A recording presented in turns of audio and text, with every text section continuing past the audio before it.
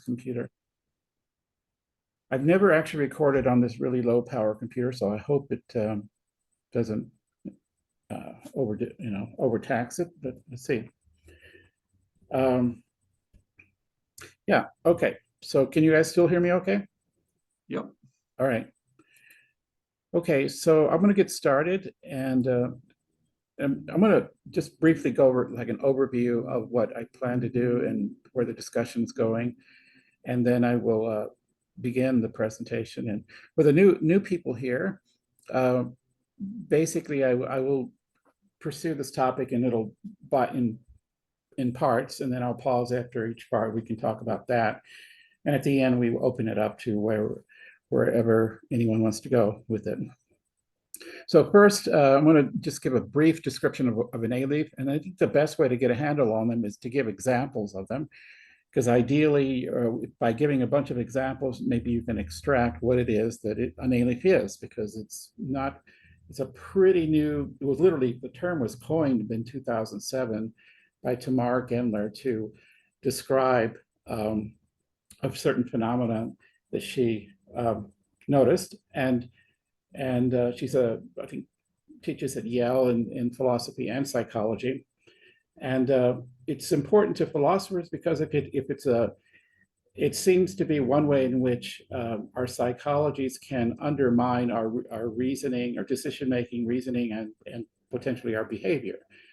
And it can override these things. And this is important not just for psychological reasons, if you're curious, but also because philosophers go around assuming, correctly or incorrectly, that people are rational, that they're at least capable of being rational. Whether they actually are is another matter. But if Aliefs are real, and if they are as ubiquitous as a suggestion is, then it could, in theory, undermine all irrational behavior, not just some of it. And I'll explain toward the end how that could happen, or how that might be possible. Whether it's true or not is another matter. So that's why the topic has any importance at all for philosophers, for philosophy. So I'm going to give some examples to kind of illustrate the idea. Then we're going to try to dig into, give a more precise definition of Alief, for example, how they're related to other things that are similar to them, like instincts, like biases, like habits and ordinary beliefs. And then what's peculiar about an Alief is its relation to consciousness, to reason, and to behavior. And then maybe something about the origins, like where it might come from. Is it evolutionary? Is it cultural? Is it personal? Or could be any of those or all of those? And then it gets, I think the last part of this is the most interesting, because, well, I'll come back to these because we need to get a handle on what an Alief is first before we start talking about the ramifications and what possible effect these things could have on our understanding of ourselves. And anyway, so first of all, I'm going to give where is it? Here it is. Tamar Gendler's own definition of what an Alief, and then I'll start giving actual examples, because those examples made illustrate it better. She calls it a paradigmatic it's a paradigmatic. Oh, I'm sorry. A paradigmatic Alief is a mental state with associatively linked content that is representational, affective, and behavioral, and that is activated consciously or non-consciously by features of the subject's internal or ambient environment. Aliefs may be either occurrent or dispositional, meaning they could be one-time things, or they could be kind of habitual, repeatable and predictable. Okay, so let's give some examples to kind of flesh this out. There's some that are in the short description, but there's a lot of them in the longer write-up, and some of which can be quite different from each other. The famous one that a lot of these early examples were actually dug up by a psychologist back in the 80s. I think his name was David Rosen, who carried out various experiments to see, to test. Well, let me just describe them. The famous one is the dogshit example. He had a bunch of students. The details of this may not be exactly as I'm stating them, but the core idea is what we're interested in.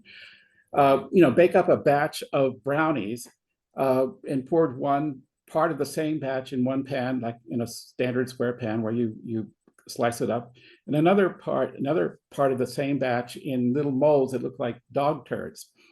And then he told them, go ahead and eat them, and nobody would touch the dog turd shaped brownies. What was interesting here is that they all knew what they were. They were all made of the same thing. There was no behind the scenes. They all were the ones who actually baked these things. So they know what's in the dog shit brownies, the same stuff that's in the regular brownies, but they still tended not to eat them. And he did similar things like this, where he made people drink soup out of a bedpan, perfectly brand new sterile bedpan, but they wouldn't do it. And there were other examples like this where he had people throw darts at a dartboard that had a photograph of a loved one, of someone who was really important to them. And they were more reluctant to throw darts at someone they didn't know than they were to throw darts at someone, at a photograph on a dartboard of someone that they cared about. Now, in all these cases, people know that what they're doing is they're not harming their loved one by throwing darts at the picture.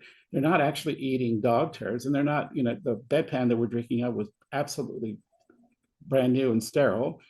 And other examples like this there's a skywalk over the Colorado River in the Grand Canyon, and I hear there's more of these all over the place, where there's this glass platform that extends out over the canyon.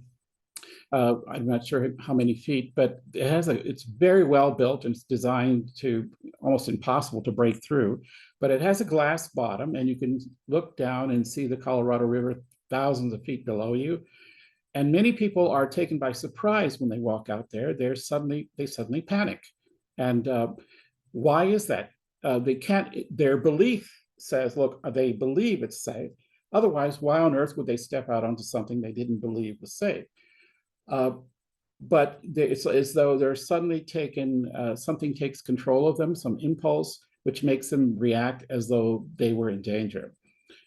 Other examples, here in Mexico, some of you may know about mezcal, but there's a drink here like tequila that has, traditional mezcal has a worm at the bottom of the bottle that is marinated in alcohol, of course. And the worm comes from the agave plant, which is what they distill the mezcal from.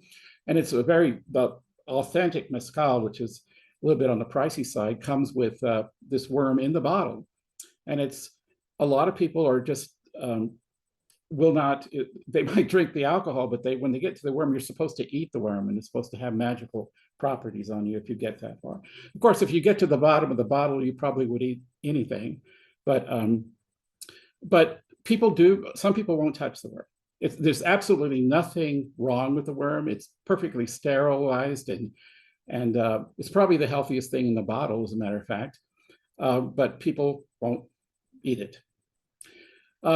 So what all these examples have in common is that, on the one hand, intellectually in your mind, you know one thing, you believe one thing, but you alief something different. And it's that alief that controls your behavior, that makes you believe that you're harming your loved one by throwing darts at them, at the photograph of them on a dartboard, or that makes you think that dog turd really is a dog turd instead of a brownie, or that makes you think that you're going to fall through that glass when in fact you're not. In your mind, you're not.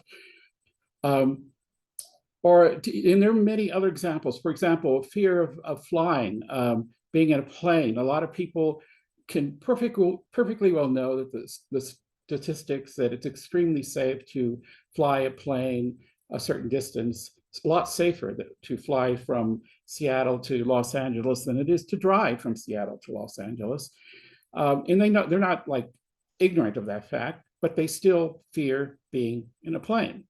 They believe one thing, that it's perfectly safe to be in that plane, or at least safer than any alternative, but they feel this gut impulse to be reluctant. And a leaf doesn't necessarily have to alter your behavior totally, but it definitely makes itself known to you at the time. It might take over your behavior altogether, but it maybe just perhaps just make you extremely uncomfortable. Like being in a high place where you know that you are perfectly safe, but you don't feel that way.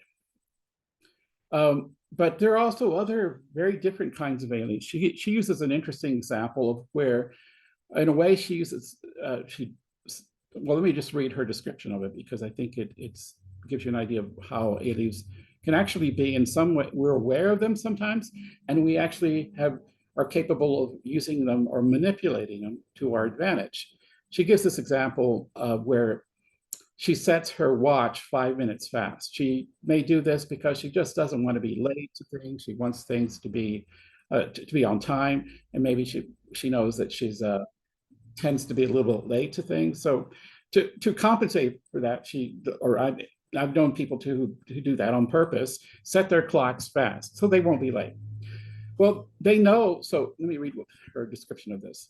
The effectiveness of the strategy does not depend on my forgetting that the watch is inaccurate, or on my doubting that it's really 9:40 when it's really 9:45, or on my deceiving myself or others into thinking that it's 5 minutes later than it is.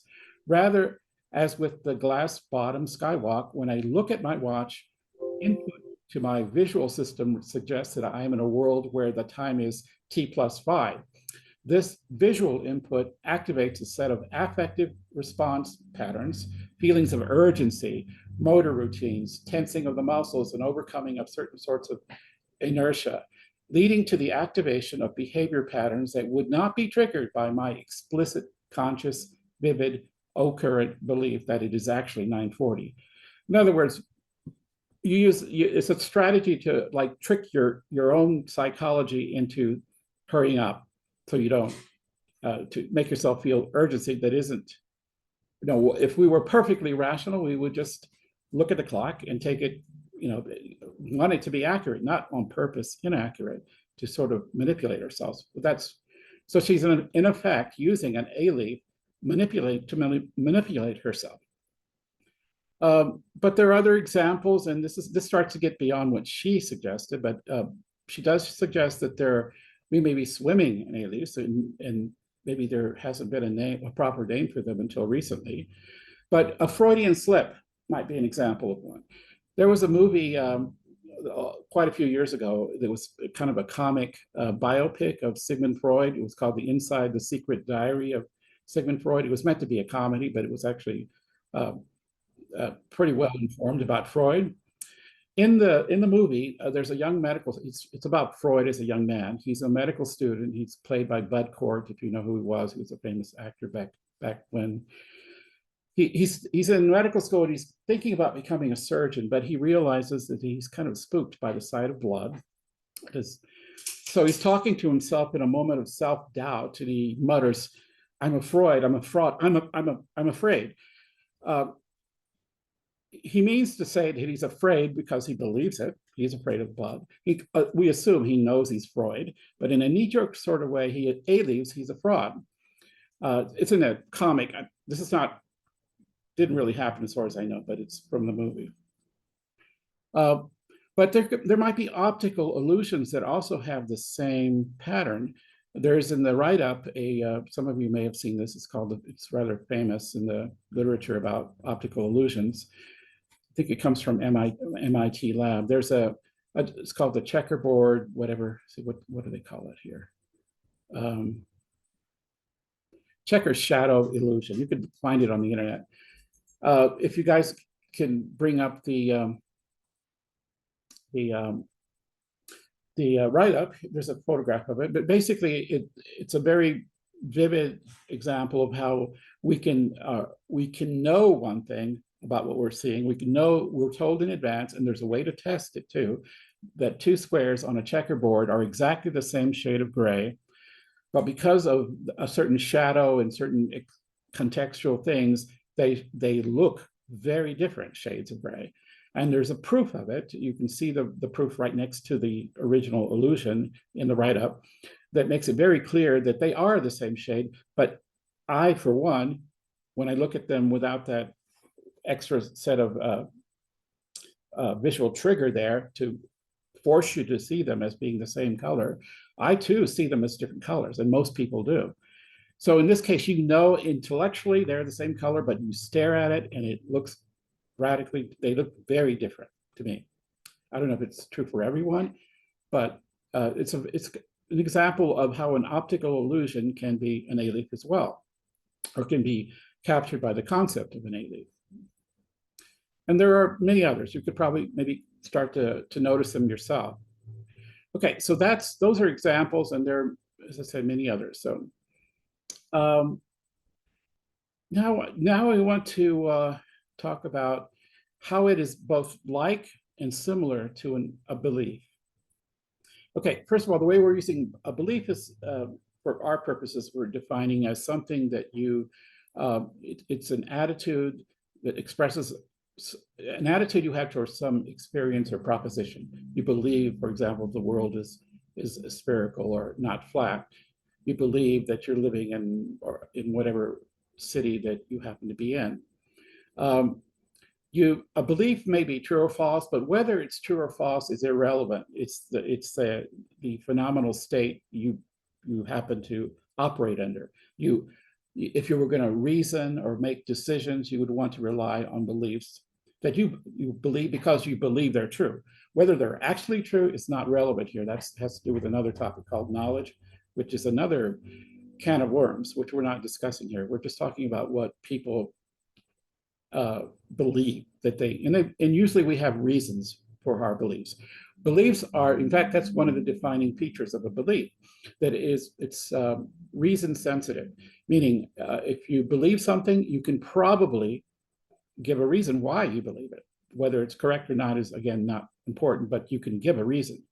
Aliefs don't operate at that level. They don't ask your permission or ask for evidence or reasons to believe them. They're not, because they're not beliefs. They're, in a way, they're like unconscious impulses, but they're not unconscious.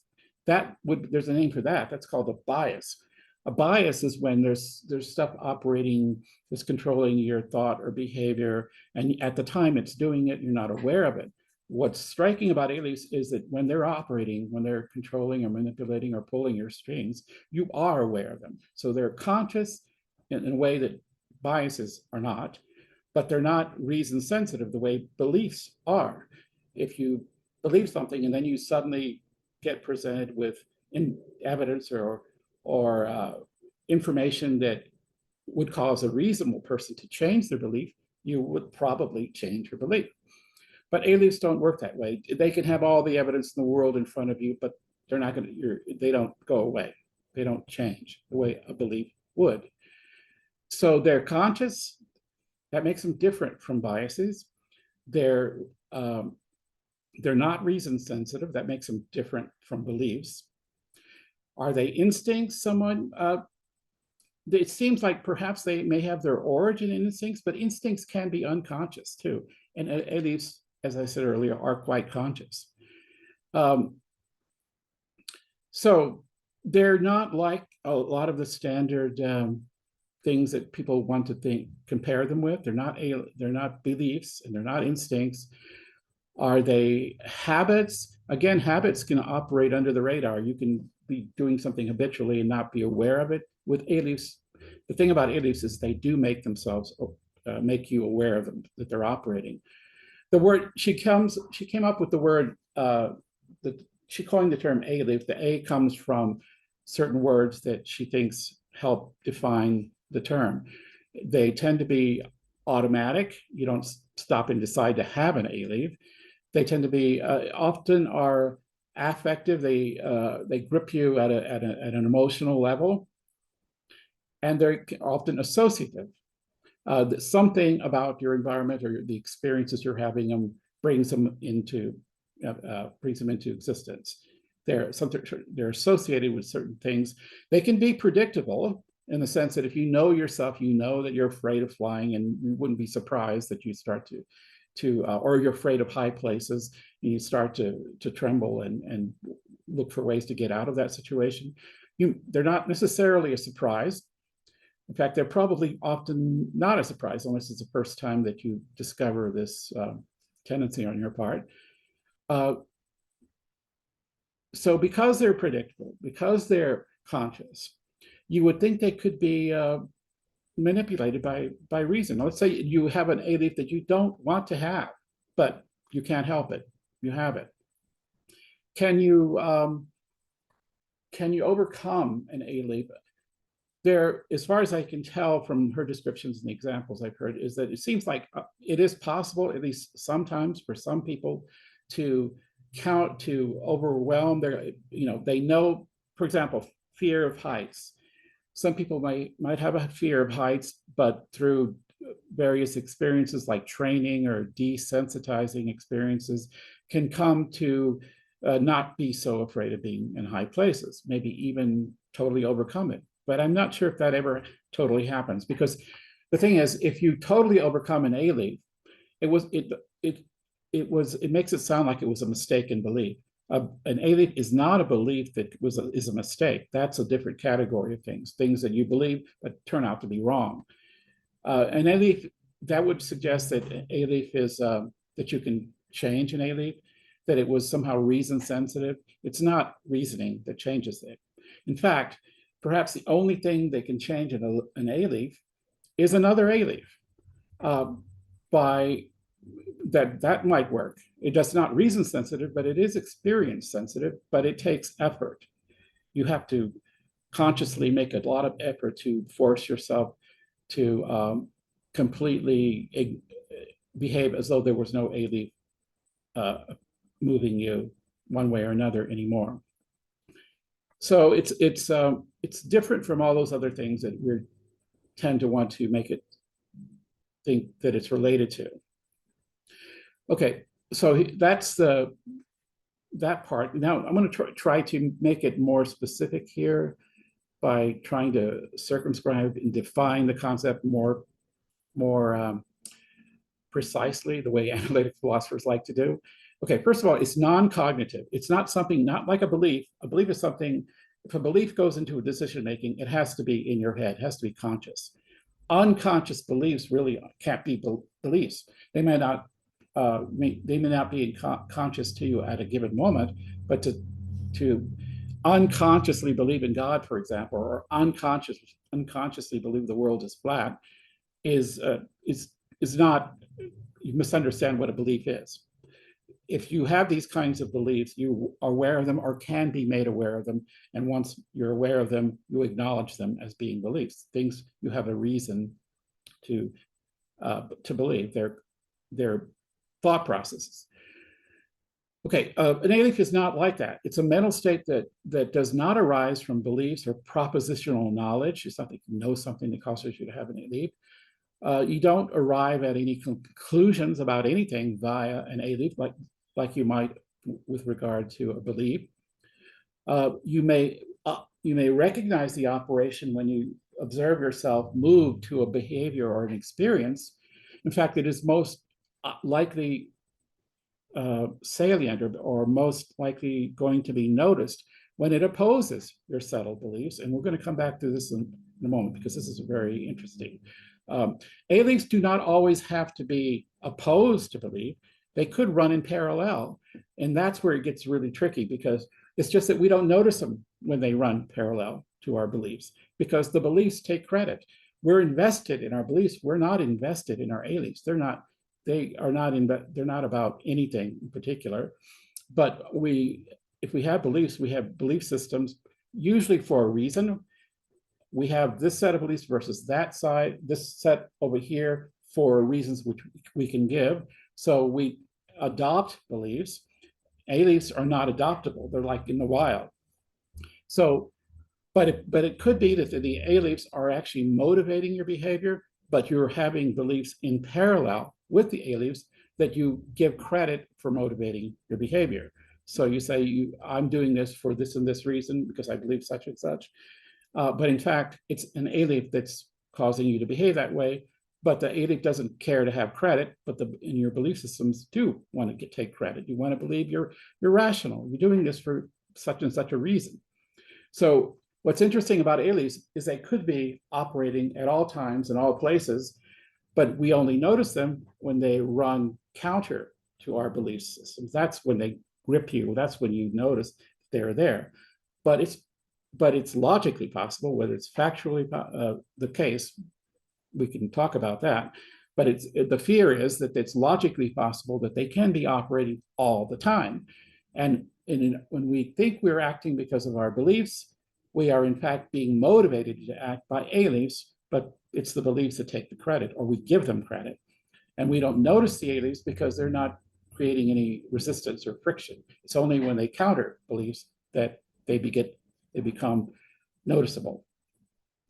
The other thing is they're not non-rational. I'm just repeating what I said earlier. They're not reason sensitive like beliefs can be, but they're not necessarily irrational either.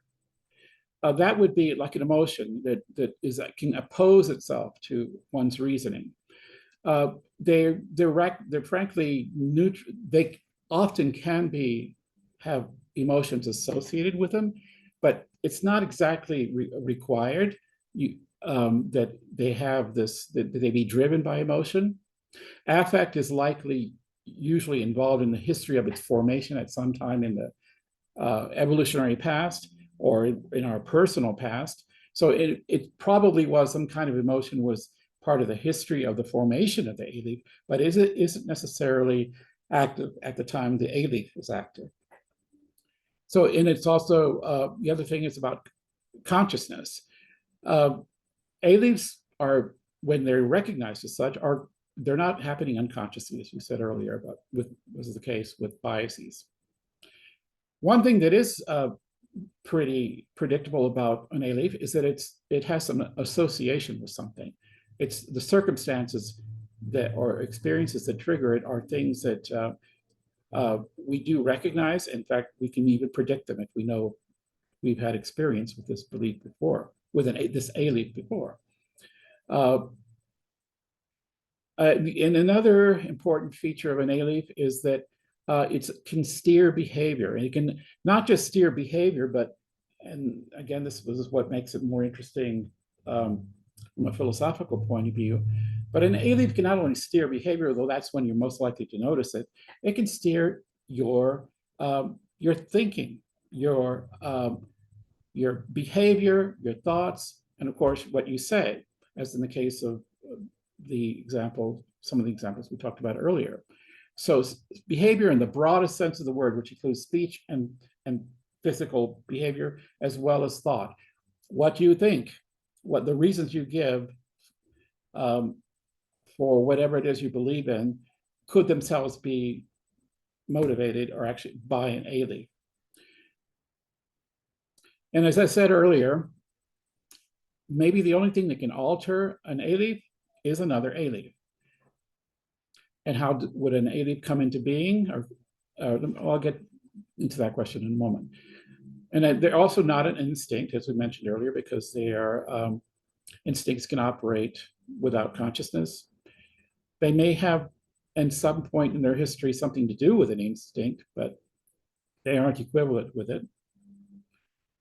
And let's see. Okay, I'm going to pause right here, and we can talk about anything I've said so far that people want to discuss, and then I'll go on after that. So, anybody have any questions or Yeah, go ahead, I've got one. Yeah. So the part about this I'm kind of struggling with is the supposed reason insensitivity. Yeah. So one example I was thinking of is during COVID.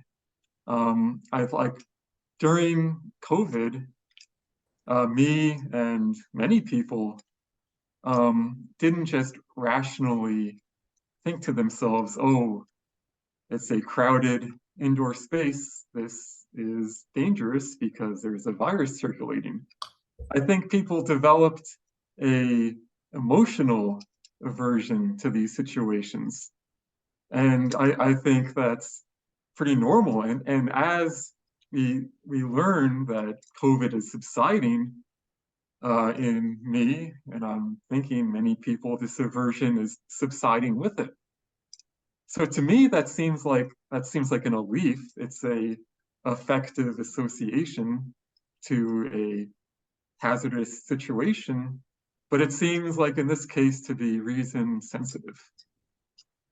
You're saying that the like aversion to being in crowded spaces, it can be triggered by reasons you're aware of that would make crowded spaces dangerous, and Right, exactly. so it sounds. Um, well, I think that doesn't strike me as an alien. It strikes me as a straightforward belief that you come to arrive at because of something you have been informed about.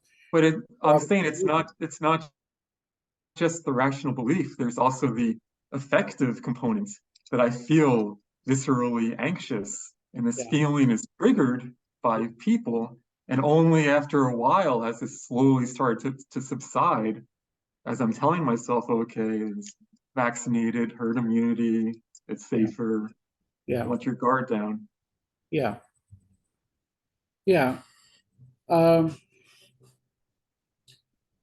well, that seems like it seems to be because it's reason sensitive. It's not an alien. That's one of the things that disqualifies it from being an alien. That it is a situation that can be induced by experience, what you've learned either from personal experience or from what you learn from others that can affect your behavior, and that can certainly lead to a certain habit of where people are. For example, I think people are still wearing masks in situations where it's not really doing anything, but it became a habit during the pandemic, and people sometimes still wear them in situations where it makes no rational sense. And I see that, and it could be that it's become a habit. It's become this is it's or it's the fear of being infected has sunken deep into their psyche, uh, like well, the other thing is too. I mean, that's a great question, Tyson, because it brings up what is the origin of aliens? Is it uh, I think it could be evolutionary. That's one. Some aliens may have an evolutionary explanation. For example, fear of heights. Uh, from our ancient evolutionary ancestors, we didn't have glass bottom things where we would stand over invisible things. So I would suspect that fear of heights is very deeply rooted in something prehistoric. But other idiots are clearly cultural. They have to do with the climate and the what is the common practice of the world you live in. For example, I mentioned earlier about the worm in the bottle of mezcal. Some people have no problem eating the worm because it's part of their culture, or some people have no problem eating certain kinds of food that in other cultures people are repelled by. Even though rationally speaking, there's nothing wrong. Eating insects, for example, in Mexico, they sell them on the fried worms, apple worms, and crickets that are used as a garnish on food. You can even buy these in Seattle at a health food store. There were some corn chips that had ground up crickets in them. Um, but most people, I don't think those things are extremely likely to be taken up in certain cultures because of there's an A-leaf. It's an insect. You don't eat insects, right?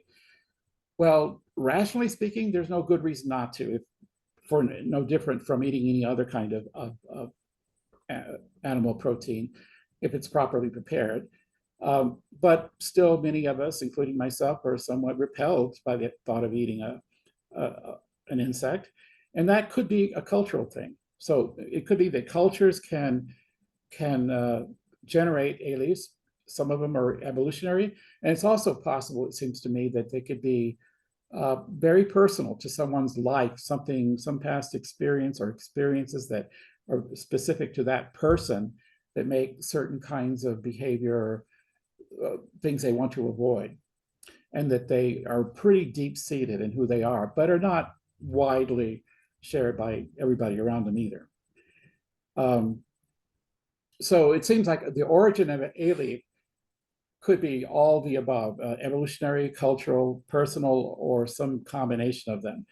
And they're not, and not everyone is afraid of heights, and not everyone's afraid of eating insects.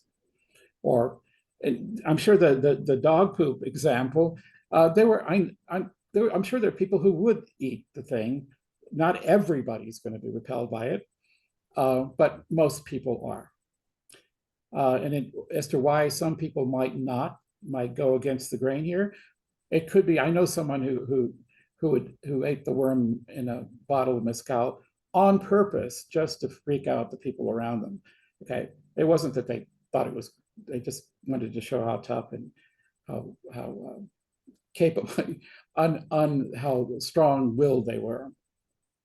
But yeah, so the example you gave, Tyson, of say an Alief that makes you want to avoid crowds post-pandemic because of the information we were given and our common practice. We basically trained ourselves to avoid crowds. We trained ourselves, and then the things changed. Situation changed, and the reasons it might have been active earlier no longer are, but we still continue with that aversion. That would suggest some like Aliefs might change just as a matter of the belief system. That's why I tend to think of it as largely belief motivated. That has a component of a certain belief you had for a long time created a habit which is difficult to break, but not but is breakable by new information. Whereas it seems like, can I jump in? Because Yeah. I just am trying to wrap my head too. It seems like it's things or customs that we believe, if I should use that word, at some level keep us safe. They seem like they all have that congruency at least. Yeah. Like eating a worm, maybe we thought those were poisonous at one time, you know, being up high, obviously it's a safety thing. And the sickness, pandemic stuff, isolation, safety, right? Yeah, except that the Aliefs tend to be, as I said earlier, reason insensitive in the sense that even when you know that they're not motivated by any rational reason, they still have control over you. Right. Some things you pick up as a result of information you believe for a while, but the belief changes over time. Well, then you may still have a tendency to behave that way, but you can change those beliefs. I mean, like involuntary. Yeah. Maybe. Aliens tend to be, even when you know better, they're still in control. Whereas a habit can be overcome with a little bit of effort. Aliens possibly, and if you can overcome an Alief, it could be that for you it wasn't that deep-seated. Fear of heights, I'm trying to think of someone who successfully overcame a fear of heights by maybe deliberately jumping out of airplanes with a parachute, for example. I don't know how often that works, you know. Yeah. My mom's always scared of heights. I guess it's heights, but with escalators, she would stand at the top. There'd be like people piling up behind. So she never really like conquered that fear. I mean, but by the time I was there, she was well into adulthood. And I think she just avoids them and uses elevators, you know, so it's a route around now. Yeah. Well, you know, it's also possible that Aliefs might not always be so strong that they overpower your behavior, but you still feel them. For example, I'll use myself as an example. I'm not crazy about flying in an airplane. I fly from Mexico to Seattle at least a couple times, once or twice a year, and I'm not to the point where I'm paralyzed at flying. But if I had the practical option of taking land transportation, and wasn't rushed or anything, I think I'd rather do it take a train. If all other things were you know, I'd had all the time in the world, I think I would. But I still feel uncomfortable being in a plane. I know full well that it's the safest way to get from one place to another. So it's like our archaic kind of wiring. Yeah. That we're still kind of, even though things in the modern world don't necessarily support that, we're still doing those things in our heads. Yeah. Yeah. And Alief could it could trigger some anxiety in you, even though it doesn't go to the point of altering your behavior. You just feel uncomfortable around something. So as I said earlier, Aliefs can affect your behavior. The really super strong ones will. but it can also be a little less evident to others that you haven't under the influence in Alief. It could be just that you feel anxiety, your heart rate goes up. You know that you're feeling this, but you're still acting in a way that doesn't reveal that you're feeling this. You're capable of acting all in a different way. Would it Yeah. also align with like superstition in a way? Yeah, It feels like superstition might fall in there too. you're Like you have absolutely to do something. Okay. You're Go ahead. absolutely right. In fact, I'm going to talk about that in a moment once we finish this part of it. Does anybody else have anything they want to say right now? Okay, just go ahead and speak up. I can't get my I don't get the raise hand feature for some reason. It doesn't show up, but it sounds like an Alief is not the result of any kind of chain of reasoning like a belief might be. Like you're not applying some kind of rules like, well, if this, then this, then this. With an Alief, it's just, I'm afraid of the heights. And by the way, in the Space Needle, they have one of those see-through floors. Yeah. And they're I did not like that, the see-through floor at all. But is that true, Victor? I mean, there's no chain of reasoning involved here. You're just, I'm afraid of this shape of brownie. Yeah. Yeah. So I mean, but to what this sounds like is a mental problem or some kind of misapplied, erroneous, spurious belief, a phobia. Can you put it in I think to me, you can put any kind of belief in a propositional form too. I mean, can you put an Alief in a propositional form?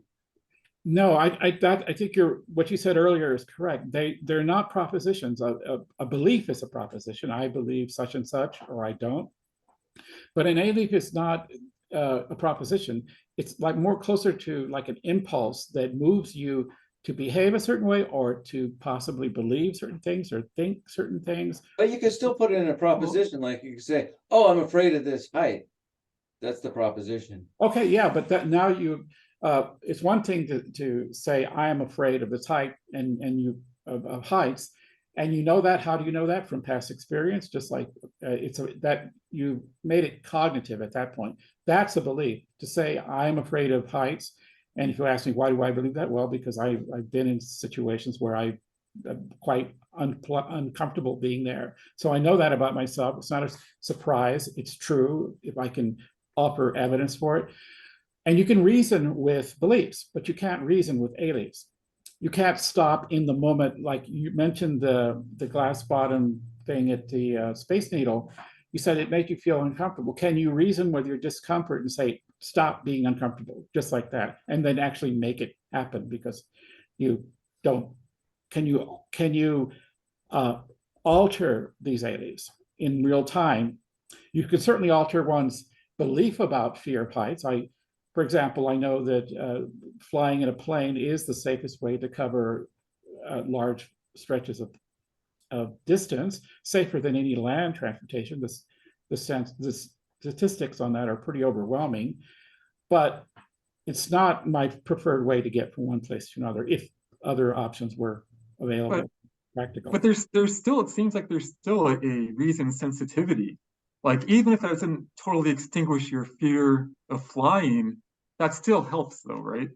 Suppose you didn't have that knowledge, you would probably be panicked when you fly. But because you know it's safer than driving, even though the leaf might be still there, it still seems sensitive to your reason about it.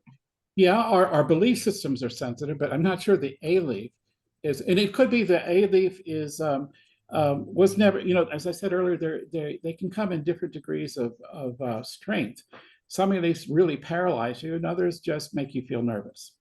And it could be fear of flying. I don't think I'm quite as bad about being afraid to fly as some people. I know some people who won't go near a plane and never Did it used to be worse? What? Did it used to be worse when you were a kid? No, I mean, just what I'm saying is just that I'm not comfortable flying, but I've never been paralyzed or like refused to fly because I was uncomfortable about it. But I do know people who will not go near a plane, have never gone near a plane in their life and wouldn't. And they wouldn't even dream of jumping out of a plane with or without a parachute. Like it seems like if it's totally reason insensitive, then we call it a phobia. Right. But an Alief isn't necessarily a phobia. It's like smaller, maybe. Or just Well, not It seems responsive like to an your belief. irrational belief or a misapplied belief to me. okay. All right. Well, the reason why it's inclined not to call it a phobia, because a phobia is a condition, usually a dysfunctional condition that can alter, that can cause you problems in life, and that you can, in theory, perhaps fix or get treatment for and eventually overcome, at least sometimes for some people. But the thing about it could be that phobias are actually a subset of Aliefs, but Alief is a broader category than just phobias. Yeah. Because as I'm going to discuss later, Aliefs can perhaps even be detected in not just individual people, but whole communities of people, societies, communities, perhaps even the whole species, be under the grip of a particular non-belief.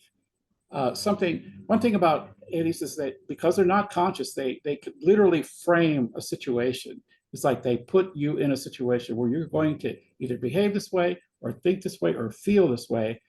Your beliefs can counter that frame, but only with effort. And the effort isn't that you reason with the Aliefs, is that you literally reconstruct the situation to avoid recreating the thing that triggers those Aliefs. Or alternatively, if Aliefs can be induced by certain kinds of behavioral modification, you create another Alief to counter the first one. And if you successfully do that, you haven't reasoned with it. All you've done is fought fire with fire. You haven't put out the fire, is another way. And in a moment, I'll talk about even stranger cases of possible examples of what Elizabeth was saying about Aliefs, of superstitions. Because these can certainly affect more than one person. In fact, they can affect entire communities. Anyway, Daniel, you have your hand up. I'm sorry, go ahead. Yeah, no, this is very interesting, but I'm not sure we're just not playing a parlor game here. So I'm being play devil's advocate. Okay, go ahead. Because I don't know what we're learning from this, from Aliefs, and whether we learn how the brain works or how behavior is modulated. Because the way I view behavior, it's not one-dimensional. So it's like a continuum. And let's talk about emotions and rationality or reason. And most behaviors involve a lot of emotions. It could be stress, it could be fear, it could be attraction. I mean, it could be a million things. And the rationale has also a lot of aspects to it. COVID, I don't want to get sick. I mean, I might get infected. I have the data. So there's so many factors that interplay so that any one of these cases are an interplay of those. Mostly, I'll categorize it now as emotion and rationale, okay? But there's other elements too.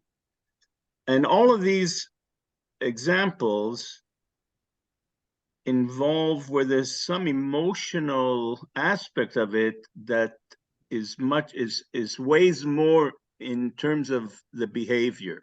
And sometimes you're not even aware of it, So let's say a cliff, if you take a baby on a table and then have half the table is glass, an infant won't cross the table on the glass side because it's almost like instinctive. That can remain with you for the rest of your life, even though you're rationale. And it's like you weight your behavior. And if you think about it sufficiently, or you're motivated sufficiently, it's another aspect that comes into it. You can overcome it. So you can overcome these Aliefs, but They tend to be unusual situations. They're not day-to-day occurrences. So you have to deal with something novel, possibly, and how do I approach that novelty? So, for example, when I was in Vegas once, I went on a ride that shoots up to the sky. And I mean, I was so terrified. Then I rationalized. I said, come on, how long? The whole ride is 10 seconds. By the time the fear kicks in, you're going to be, it'll be over. So interplay. I can think of countless of examples. I remember in one of my courses, they talked about adapting. If you wear a lens that invert everything, and you force people to wear it for a day, after the second day, they can ride a bicycle or drive a car, even though everything is inverted. A week later, they have to unlearn what they just adapted to. So, I mean, it's built in. I mean, I'm giving example after example of this, all kinds of explanations. The illusions are that you refer to, the brain is wired into to react to contrast. And clearly, it's almost it's a neurological phenomena that explains these illusions. And you point out, hey, I see it. But we're so accustomed for these perceptions for all our lives, for all your life. It's so hard to overcome it in one instant.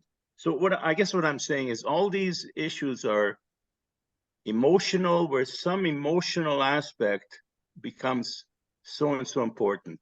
And let me just bring out one more aspect I think is relevant. I mean, let's not get into cognitive dissonance, but Daniel Kahneman, are you familiar with his ideas of thinking fast, thinking slow?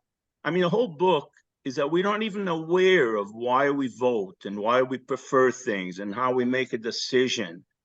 I mean, and again, it's a interplay of a lot of rationale, so-called reasons, beliefs, with a lot of subconscious, unconscious preferences that we're not even privy to it, and they tear it apart, very cleverly.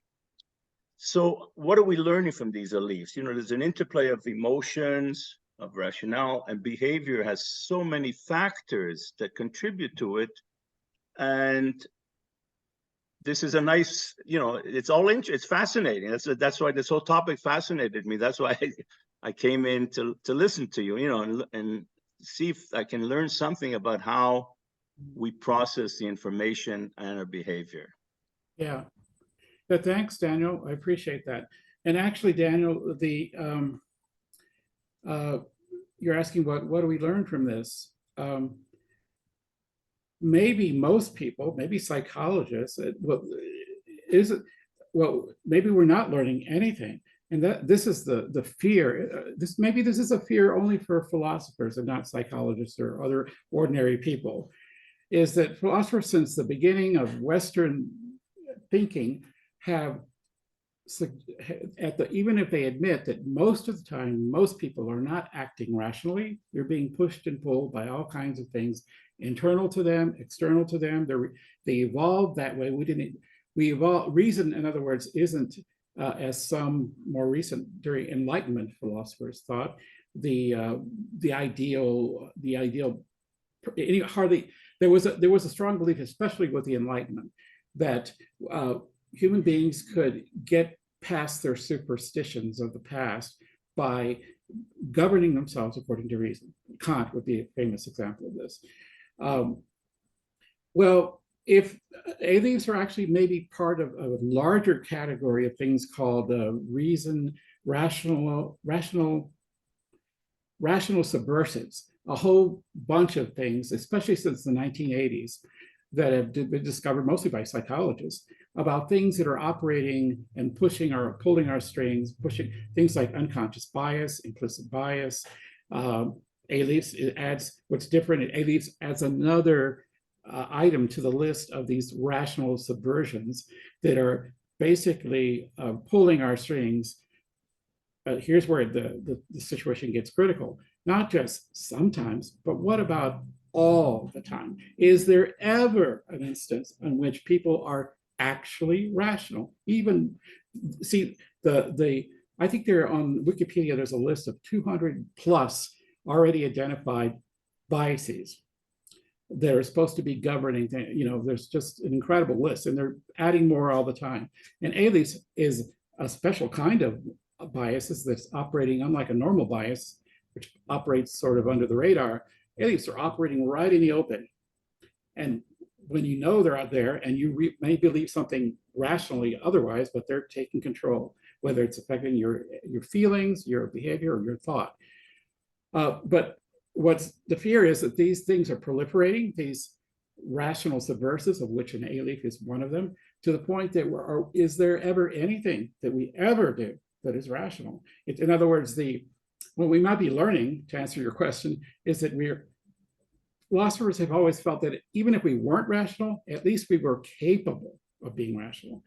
If what Aliefs are suggesting, or perhaps, is that we're not even capable of being rational, because we never are rational, ever. Because even when we think we are, when we think that it's this belief or this conclusion from this rational argument that's motivating our behavior, it's really an Alief that's running the show, that's steering the car. You're just, the belief system, the reason is on the back seat going for the ride, but it's something else that is motivating behavior. Go ahead. So, okay, I agree with what you say, but we have to define what it is to be rational. So, if a belief in God is rational for some people and irrational for others, but we're only tying in one aspect of reason, or one element of all the cognitive arguments that go into it. And then the most prepotent argument is the one that stands out. Hey, that's not rational, that is rational. When it's even the rationalities are multidimensional or multi levels. So you're taking a Alief that's very emotional, that stands out from the rest of the emotional crowd in this situation, versus rationality. Again, one aspect of it stands out as irrational, or what you want to call it as such. But in reality, even the rationality aspect has many, many levels. So, it's to me, like, it's all a continuum, and where do you weigh in on that continuum? So I'm not sure that I don't know if you agree with that analysis, that rationality also is not unidimensional. It's also multidimensional. Well, a number of years ago, I did a topic on you would think that surely of all the kinds of human cognitive intellectual endeavors or fields, that surely the field of logic would be unemotional, right?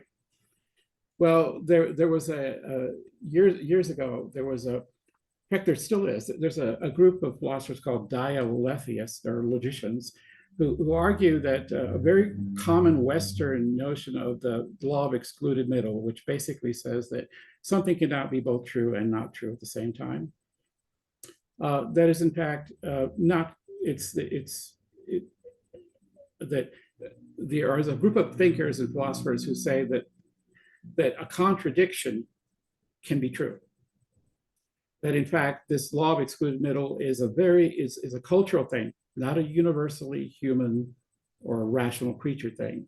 And one example of this is, I forget his name, I can't remember his name right off the bat, but Donald Trump. No, this guy is a world authority on comparative logics. He studied Western European logic as well as Buddhist and non-Asian logics. In fact, he wrote a book on comparative logic, and his book tells him his theory is that logic, what is surprising is that there actually are some things that are common between logics that arise in very different cultures, different parts of the world, that did not interact with each other in these ancient times anyway, as they do today. And what's surprising is that sometimes they actually agree about some things, but they actually at a fundamentally basic level disagree about other principles of reasoning. This is principles about reasoning. And then this debate between, and there are other philosophers who think that's logicians who don't agree with that. And when you see them argue with each other, they get very impassioned. And it's just ironic. They're talking about the nature of logic, and they're very emotional about it. As Can though you think of an example offhand? what? Well, the debate about whether or not the law of excluded middle really is a rule of reason, or whether or not, for example, I mean, in some logics of Buddhist logic, for example, it is possible for a statement to be both true and false at the same time, whereas that's normally excluded in Western logic. Now, you want an example of it? They would give you tons of it, because they would argue that logic has its origin in some kind of human experience.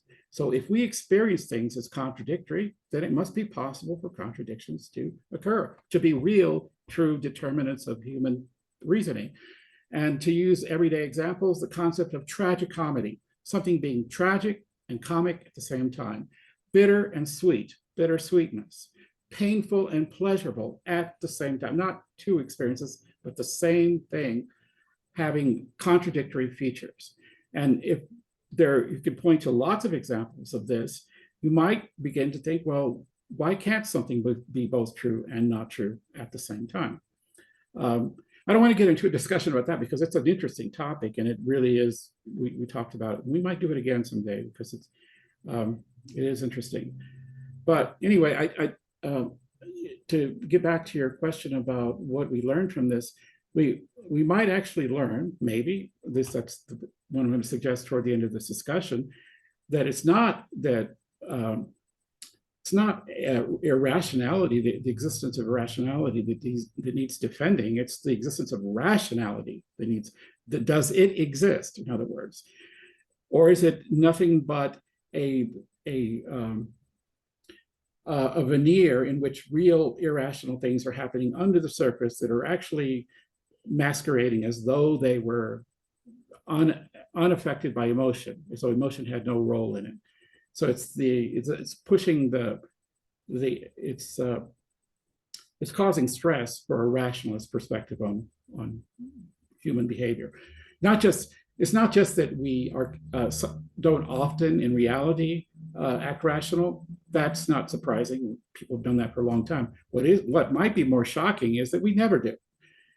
That's a pretty radical claim, and many people would disagree with it. And that's where the controversy comes in. Is it ever in a case when we're being perfectly rational? And with Alief and other what they call reason subversives, Aliefs are one kind. These are things that are behind the scenes or in front of our faces that are pulling our strings. And it's not that I'm not doing this because I can give you an argument where I believe. So you ask what reason is for philosophers, they'll say it's the equivalent.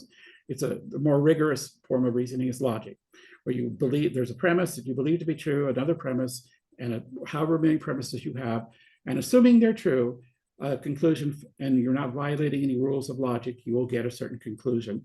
And that's what it means to be rational, to be able to be sensitive to those kinds of arguments. If you're not sensitive, any amount of reasoning doesn't sway you, then you're being irrational. But that's what the philosophical definition of what being reasonable or being rational is.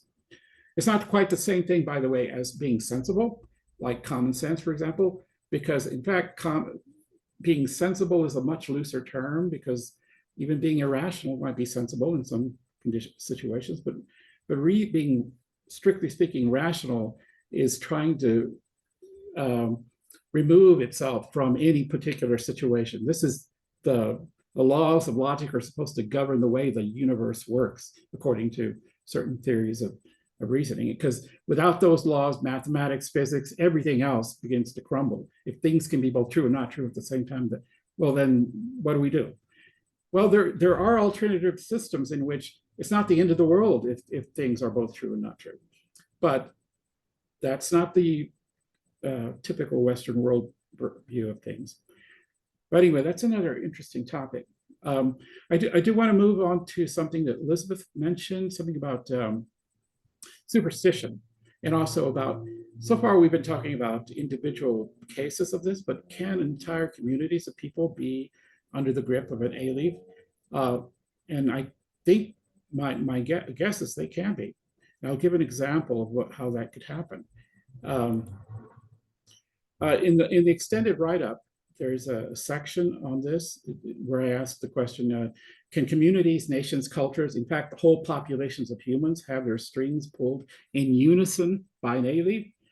Well, that's a pretty grand claim, and I'm not sure I have examples of entire the world population being pulled in one direction by an Alief, but I think there are examples of at least clear-cut small communities of people who are highly educated, highly rational in their normal way of operating in the world, but appear to be behaving by something in accordance with an impulse which is not compatible with their beliefs. So I'll use this as an example, and this is based on actually a real story. This section is going to be called "Murder by Voodoo." Okay, I'm not going to assume that educated persons among the people here that are here to meet up, they consider themselves they don't believe in voodoo. Okay, the idea of that you could kill someone at a distance by sticking, say, pins in a doll. But here's a real case where the behavior of the legal community seemed to be affected that way. In Florida, and there's a link in the write-up to the actual description of the newspaper article that described the case, and there have been discussions of this in philosophy of law too. In Florida, there was a man who murdered his brother-in-law because the latter placed a hex on him. The man's sister, the brother-in-law's wife, had recently won a substantial settlement for injuries in a car accident. The brother-in-law plotted to appropriate his wife's money and send her back to Haiti, where all three were from, and where she could be supported on a fraction of the settlement. By the way, all three were devout believers in voodoo, and they were from Haiti. Specifically, they believed that it was possible to kill someone remotely by things like certain rituals. Okay, so what happened was, the accused murderer, the brother of the wife, killed his brother-in-law. He learned why did he kill him? He killed him because he learned that of the brother-in-law's plot to defraud his sister. And he, when he found out about it, threatened to alert the authorities to the brother-in-law's intentions. The brother-in-law retaliated by employing a hex to threaten the life of his wife's brother. The wife's brother, fearing for his life, preempted the hex. He broke into his brother-in-law's house and shot him several times fatally while he slept. So this guy kills his brother-in-law, fearing for his own life because the brother-in-law had placed a voodoo, curse on him to kill him via voodoo. Okay, so the guy goes to, this has happened in Florida in the US. So we don't, and as a society, and certainly our legal system doesn't recognize voodoo as a proper or correct, as a way to kill anybody, seriously. But so he was brought in for murder. So the brother-in-law, okay, so where's it? Okay, the wife's brother. Okay, so the wife's brother was charged with first-degree murder. Okay, the case went to court. 2 years passed. In the intervening time, the sister committed suicide, distressed by the fact that her brother would face capital punishment, which they did have in Florida at the time. Maybe they still do. Moreover, the attorney who earlier had won her settlement also committed suicide mysteriously. And then one of the prosecutor's witnesses was murdered mysteriously. So 2 years later, after the initial killing, the prosecutor, the defense lawyer, and the judge decided to lessen the charge to second-degree murder, eliminating the possibility of capital punishment and a possible fifth person dying as a result of this case. Now, the question is, why did they change their mind about this? Why not stick with the original first-degree murder charge, which is what would have happened which is the normal way these cases get, how these cases are charged. Okay, now there is such a thing as being,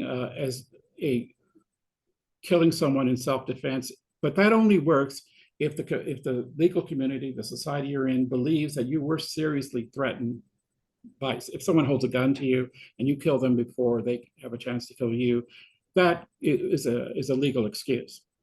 However, in this case, the community, the legal community here, and certainly the general American, public, wouldn't accept that killings, attempting to kill, or even that it was even possible to kill someone by voodoo. But the defendant, the alleged murderer here, did believe it. Is self-defense a proper? Should this be considered a case of regular self-defense? If it were to be considered that way, then it would be excused. It would make sense that maybe they would lower the penalty. But the kind of threat that the accused faced here was one that not even in theory could he have been killed. At least we don't believe in theory he could have been killed by voodoo. It's not like he shot at a long distance and he might have been killed or something. There's no chance at all, we believe, that he could have been killed or his life was really threatened by this voodoo hex.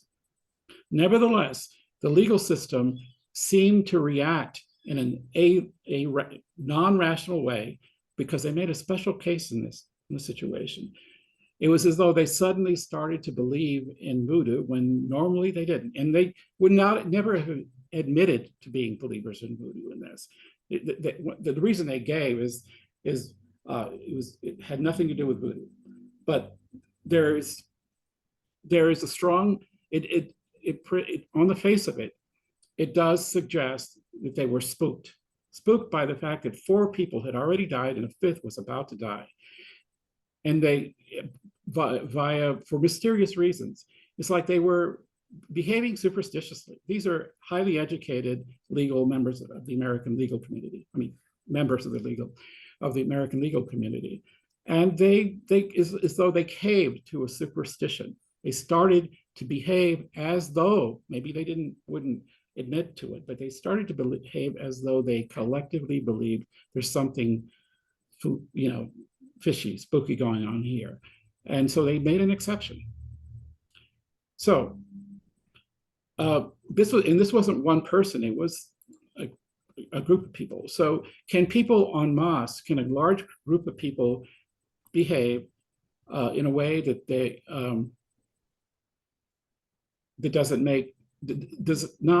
it clashes with their explicit belief system? They don't believe in voodoo, but they behaved as though maybe there was something to it.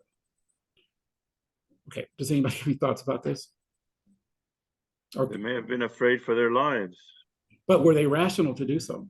Yeah, four people died, so I don't want to be the next one. Yeah, but the causes of these deaths were not, no one went out and killed them. One person committed suicide. I mean, I'm not saying this proves anything, but it's an example of that it's highly suspicious, that makes you think that these people were spooked. And these were highly educated, rational people. They're behaving as though they have second thoughts about voodoo, is my interpretation. I So in think, yeah, cases where- go ahead.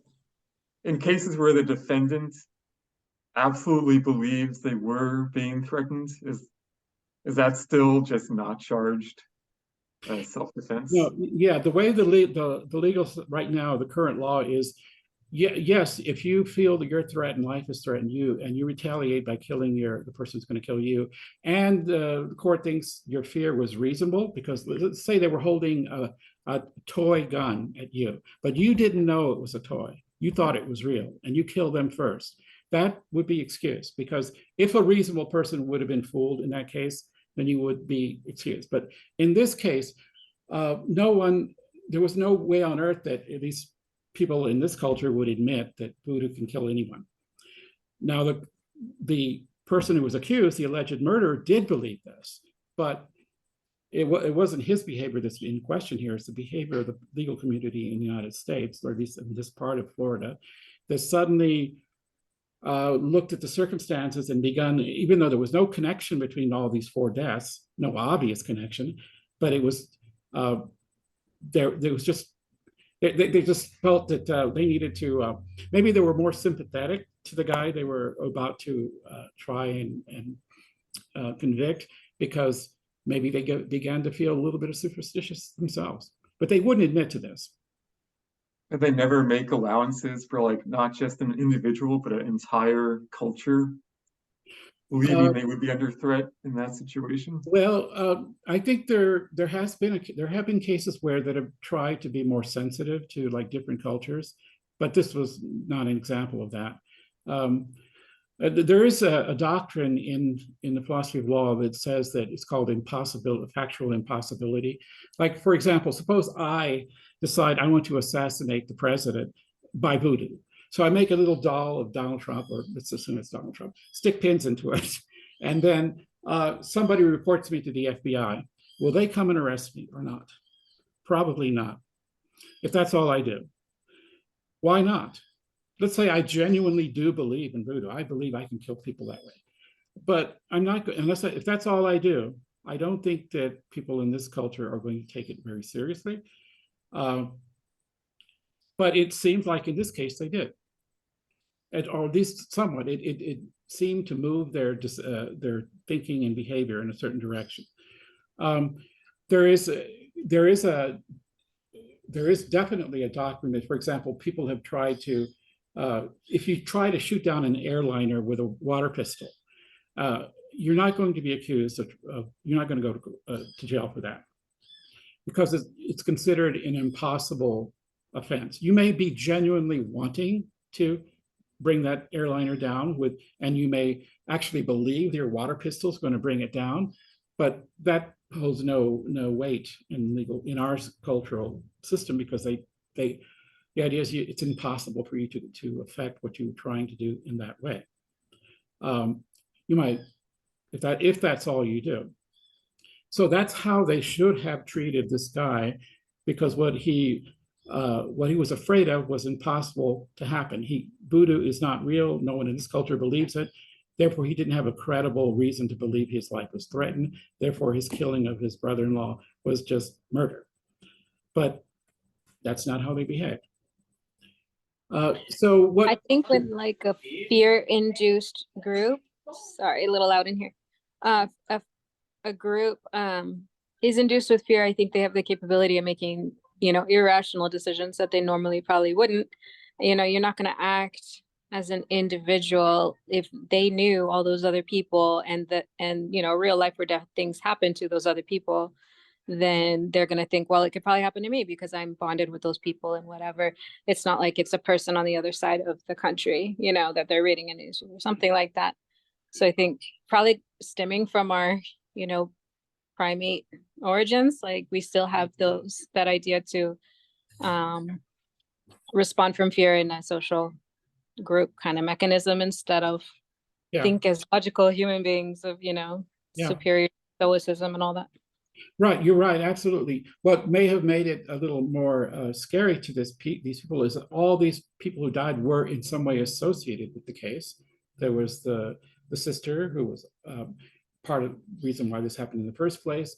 There was the lawyer who had helped her win her case earlier. And then there was a witness for the prosecution. 3 people in addition to the original person, all in some way associated with the case, dying mysteriously in the intervening 2 years.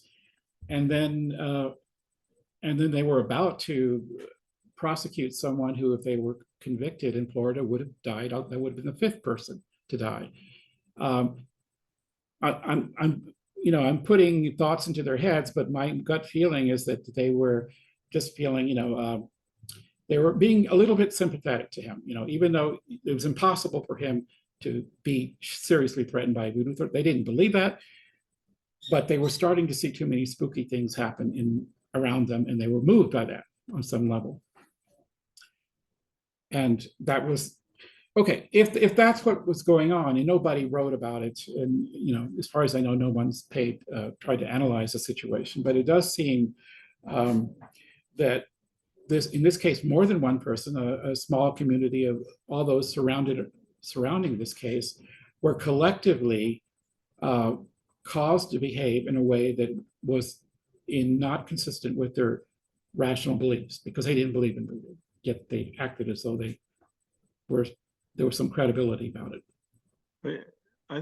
Don't you have examples of mob violence where typically people are very passive and all of a sudden they get caught up, and not only they get caught up, they revel in the sadism and the pain that they inflict.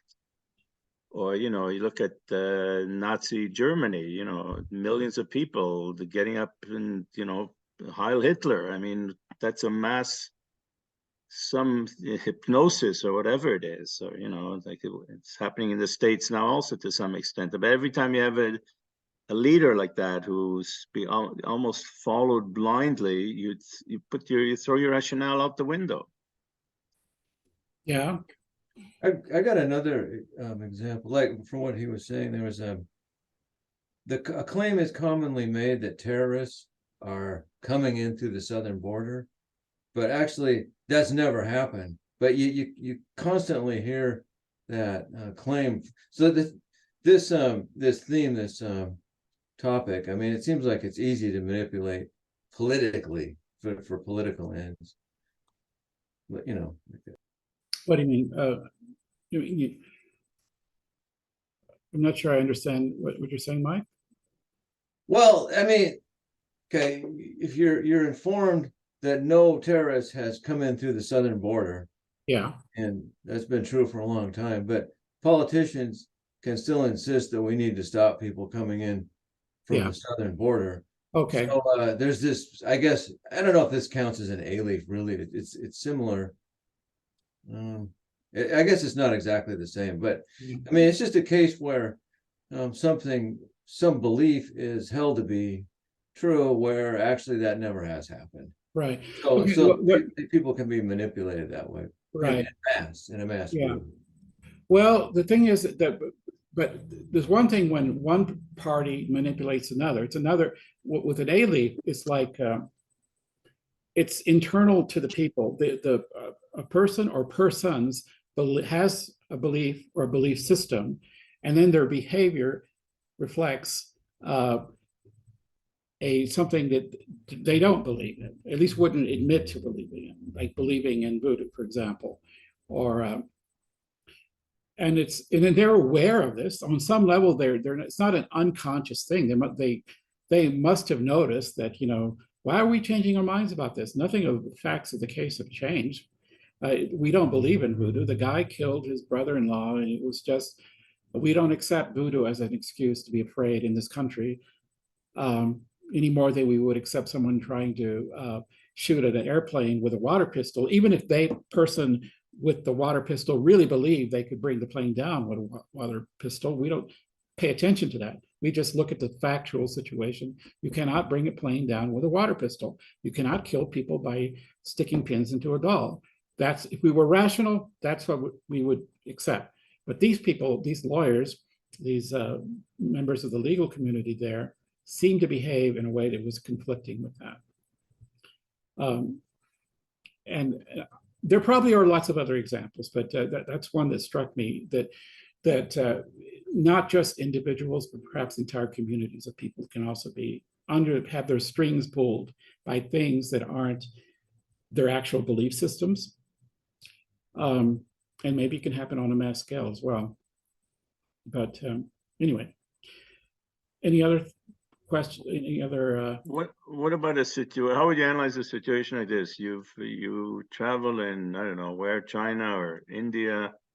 You have the best meal around, the best meal you've ever had in your life. An hour later, you're informed that the soup was made of snakes, and the stew had whatever, and you gag and throw up. I mean, like, it's not, even though it's irrational, it's whatever. It's a disgust reaction that overwhelms you. I guess that would qualify as an Alief, but it's not surprising, Yeah. Well, that's like the dog poop and the drinking soup out of a bedpan, or it's and we need to add to that story that you give that you've been assured by medical professionals that what you're eating is perfectly safe and nutritious. Nevertheless, you find out that it's made of stuff that disgusts you. Okay. Because if you don't believe that it's safe, you don't have the information that is safe to eat this, then it could be driven by belief. The disgust is rational then, because you fear that this stuff is dangerous to you for it to eat. But an A-leaf happens despite your rational belief that it's perfectly safe to eat. That would be an A-leaf. As in the case of the brownies, for example, where the people who made the brownies know what they're made out of and still won't eat them.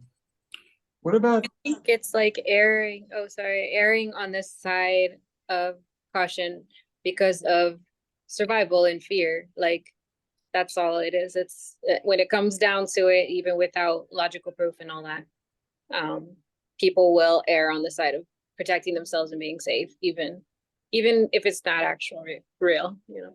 Yeah.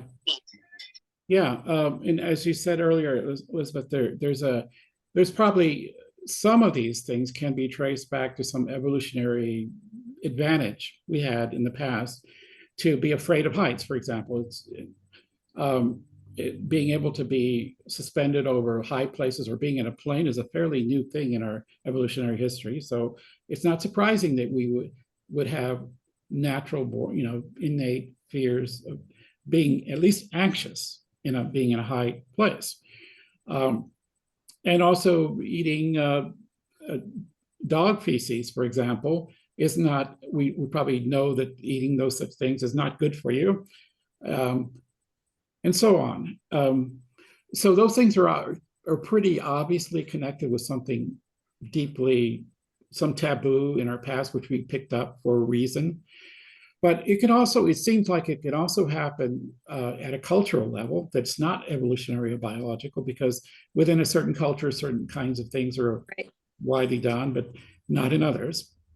And perhaps even at the personal level, where some personal experience has made you have what you yourself recognize as being irrational, or at least non-rational, because you know better, but you still can't bring yourself to you're still influenced by this deep-seated, maybe a personal experience. Right. I was thinking like intergenerational as well. Like, that's more under personal than communal, because it could just be from your family and then kind of inherited. Like, if I was also scared of escalators for some reason, like my mom, then that would be an inherited one, intergenerational. Yeah. Oh, sure. Right.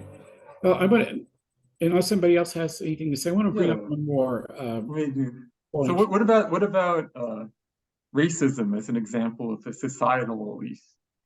And where you can see the case where the rational belief doesn't coincide with the A-leaf, where, say, someone doesn't accept the racist doctrines about the minority group, but nonetheless they've absorbed the attitude, and so they behave as if they did believe these racist ideas. And on the other side, like, there's a well-known fact that people who experience racism tend to internalize that.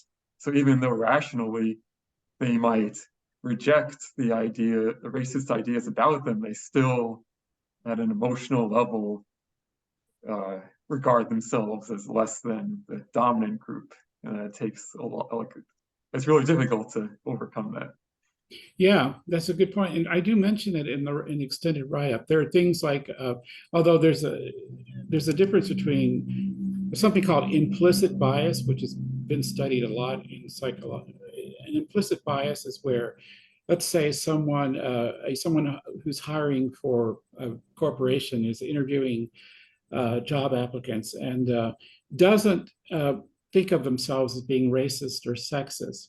But nevertheless, if you study their who it is they hire and who it is they don't, there's a clear pattern where they tend to say discriminate against Black people or against women, and who are otherwise equally qualified for the job. There have been lots of studies like that where the people themselves don't believe that, if you ask them, they don't believe that they're racist or sexist, yet their behavior seems to suggest that something like that is actually happening.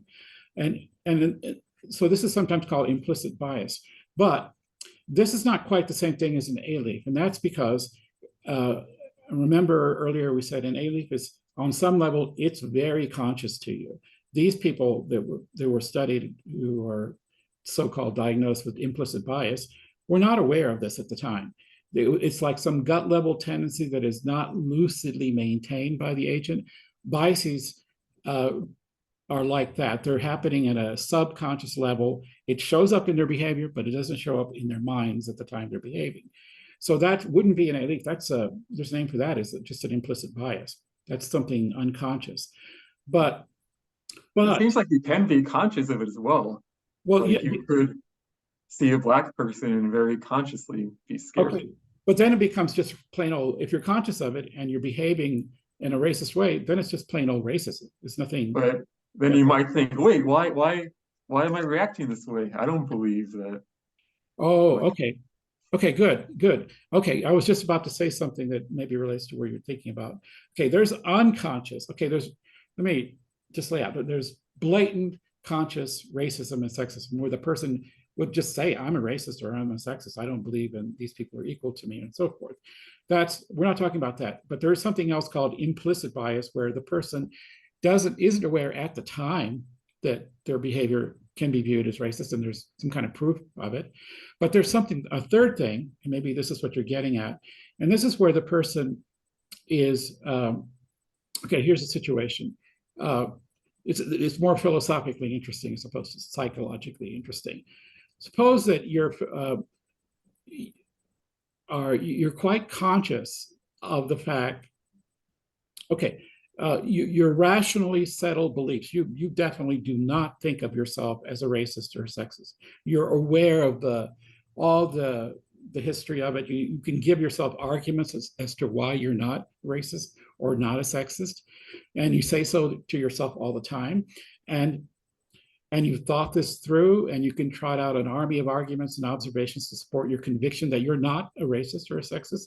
Still, you find that sometimes you feel or behave as though you were sexist or racist. This is not happening unconsciously because you're aware of it. So it's not a bias.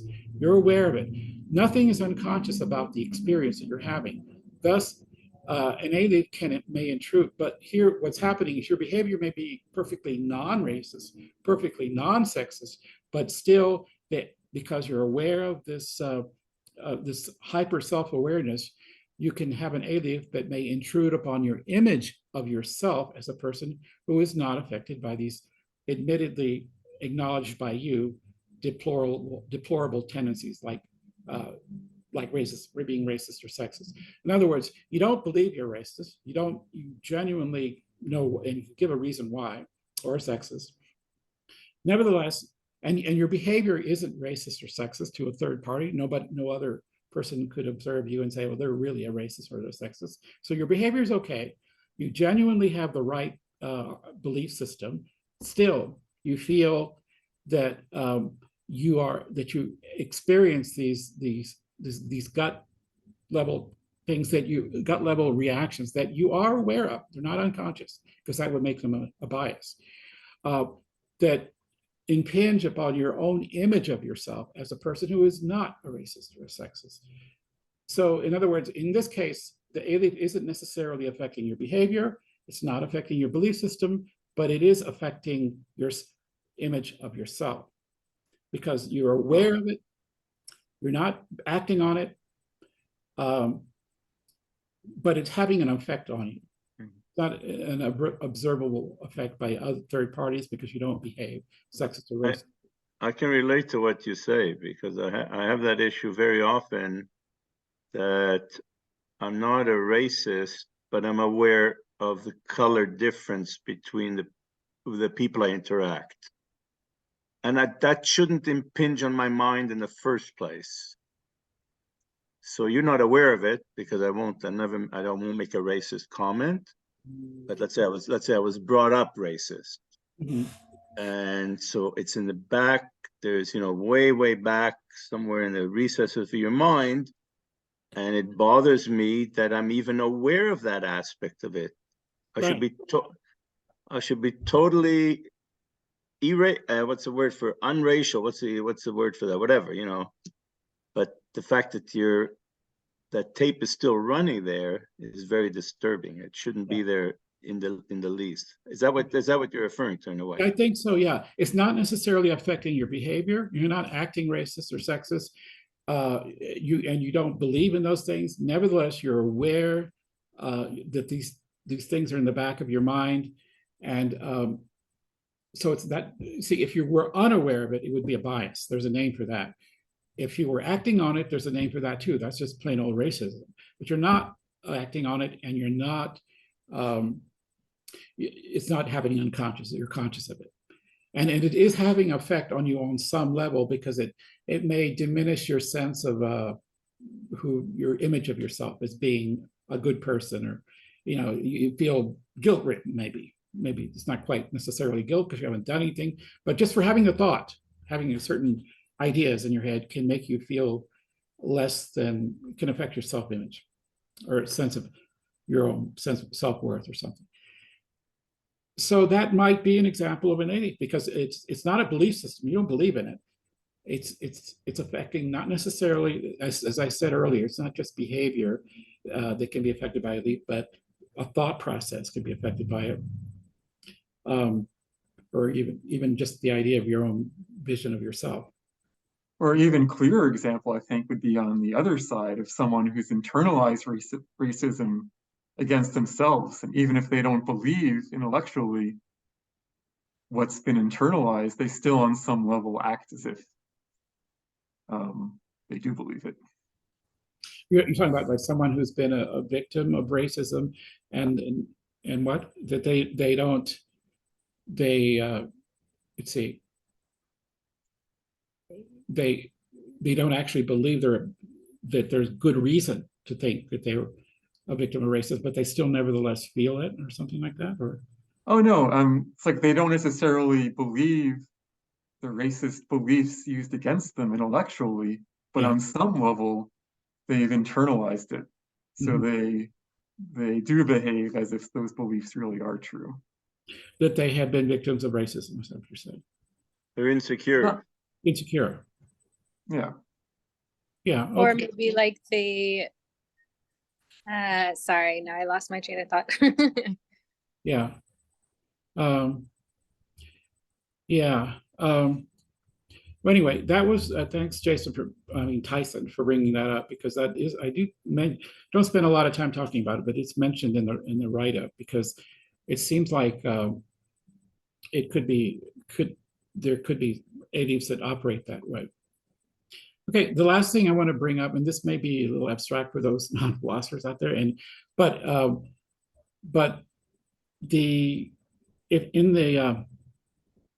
the write-up, there's a picture up on the website too.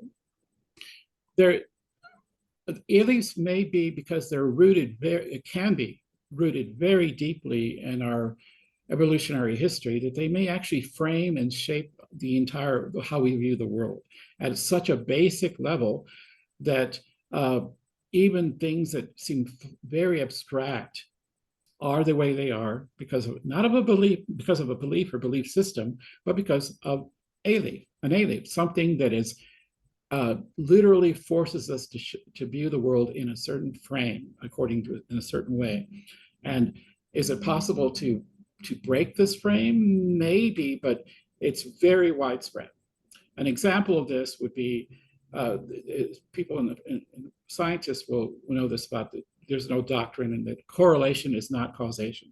Just because two things happen in succession, where event A is always followed by event B, and it happens a lot, there's a psychological tendency for us, this is pointed out by David Hume 300 years ago, to believe the first thing is the cause of the second, even though that's not enough to show causation. In fact, he argued there's never enough. In fact, he thought his analysis of causation was this: it's a constant conjunction of events that, combined with our psychology being what it is, says the first event is the cause. We could label the first event the cause, and the second event as the effect, and that's what causation is. But there's no other mysterious connection between event A and event B, except the fact that they happen together with regularity.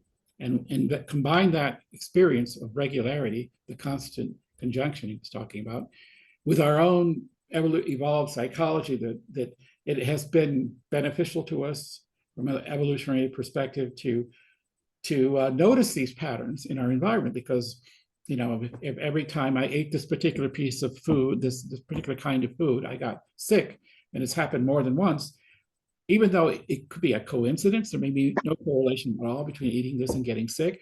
But if it happens a couple of times to you, you tend to shy away from doing that because you can't help but believe it's going to cause you to get sick. But as any statistician will tell you, correlation is not causation. Still, it's built into our psychology to see the world that way.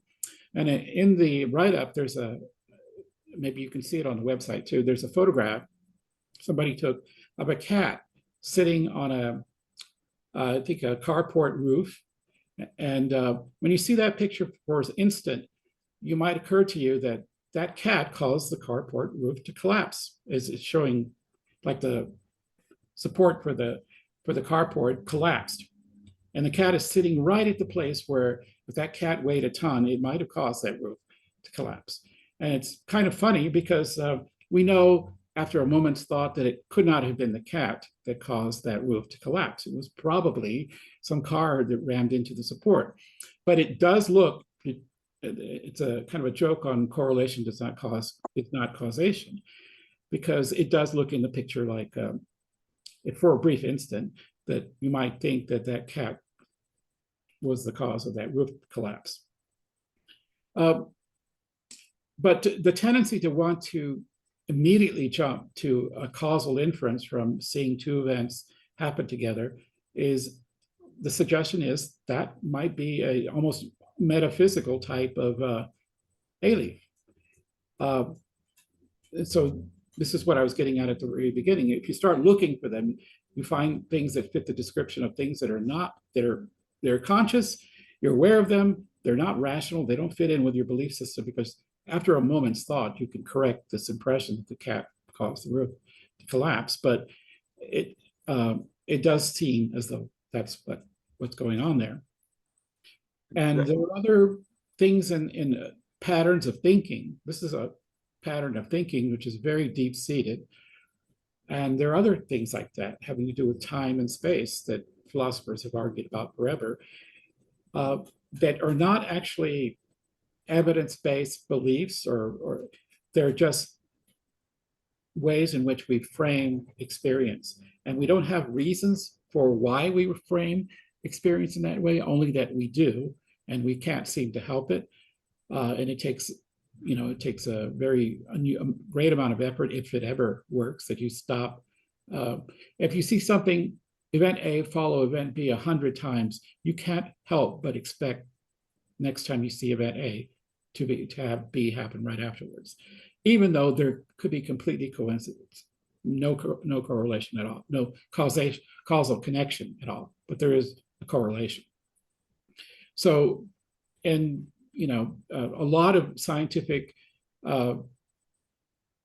discoveries have turned out, have failed sometimes, or at least they got revised, when it turned out that scientists noticed correlations and they mistakenly thought they were causation, and later learned, no, just because these two things happen together doesn't mean that the second is caused by the first. And this is an ongoing problem in the philosophy of science. So anyway, does anybody have any thoughts about that? Yeah, I mean, that's you're talking about inductive logic, I guess, or induction to some extent. But I have to go soon. I'm just gonna throw one other case that's interesting, like placebo effects. Yeah. And so it's almost like the converse of an Alief. Let's say you go to a doctor. I read this somewhere. You go to a doctor and he says, look, I don't have anything for you, but take this sugar pill.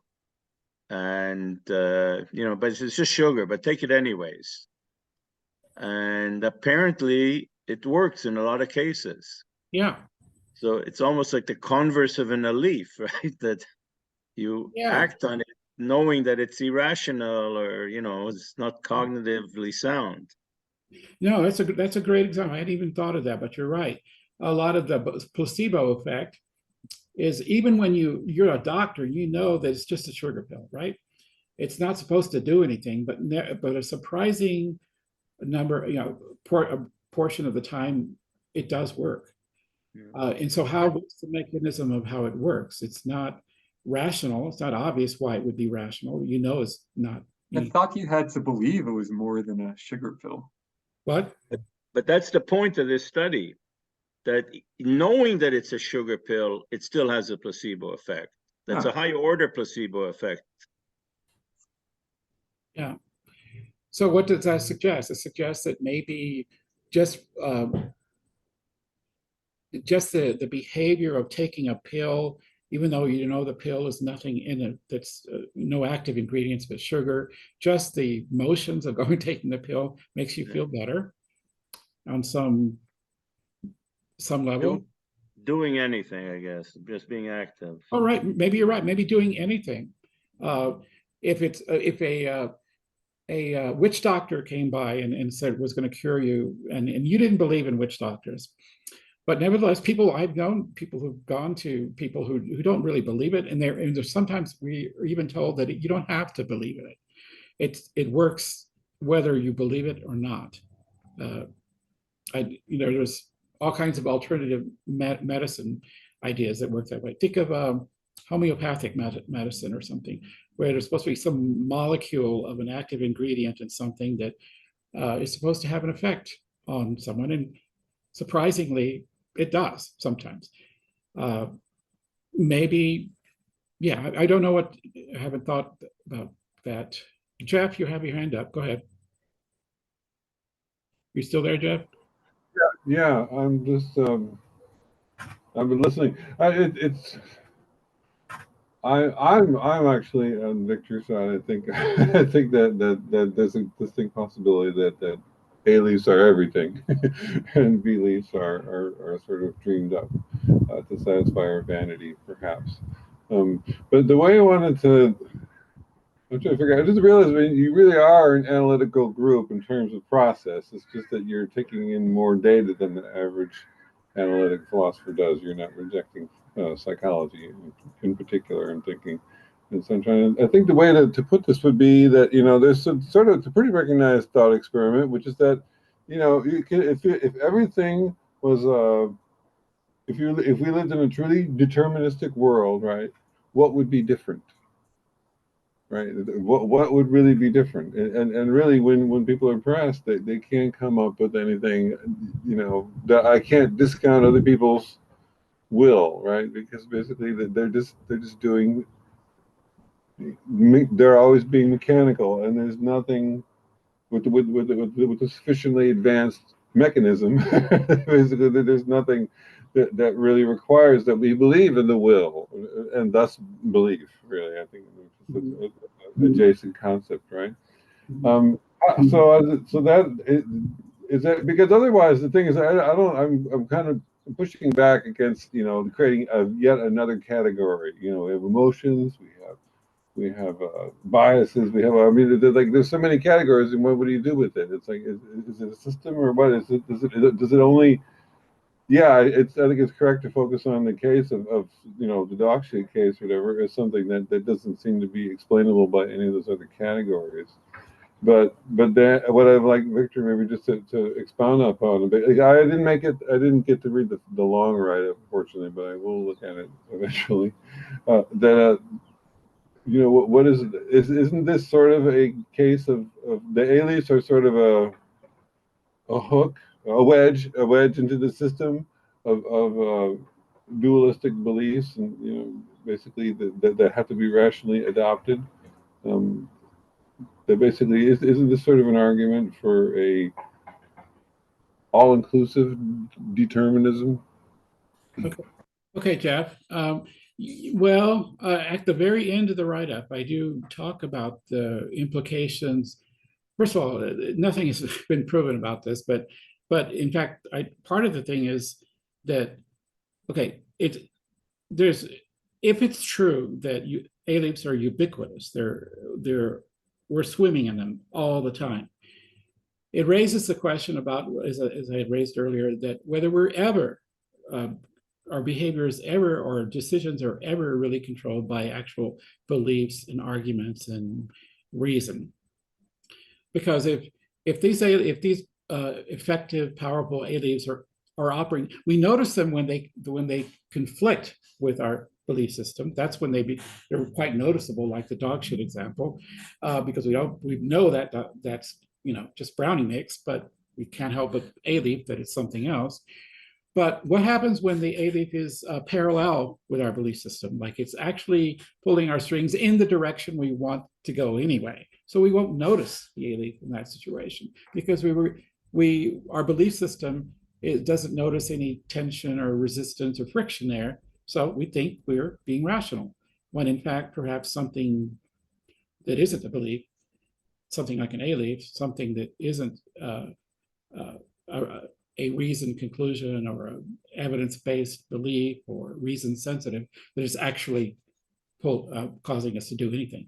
If that's true, if that's possible, that all things are controlled by some kind of Alief, that is that does sound like a kind of determinism, like it supports a kind of determinism.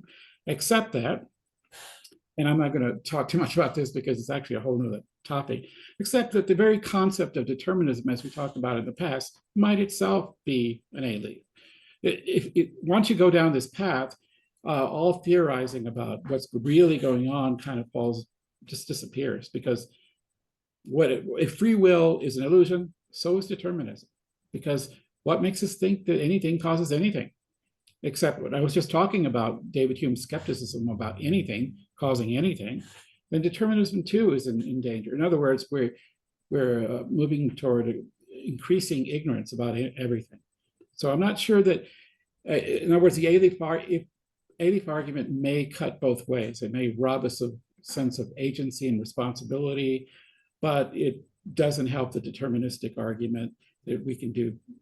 There's nothing we can do about anything, because that too is likely to be an Alief as well. Anyway, that's Yeah, I got that when you gave the thing, but it was worth repeating, certainly. Yeah, so I guess, well, yeah, so in other words, the person in that that basically really is a robot says the same things that we do. I mean, early when I read, well, he feels the same way that we do. I mean, his life is exactly the same, including his impressions of free will. I think this was what you were adding there. Yeah, so that does make sense. So basically, the whole issue, just for being an idea, just for being a belief, right? Is yeah, okay. Well, I can go with that. all right. Okay, well, it's about time that we wrap up here, but I want to thank everybody who's here. We have a surprising number of people here, who are all those who contributed and all those who were listening in.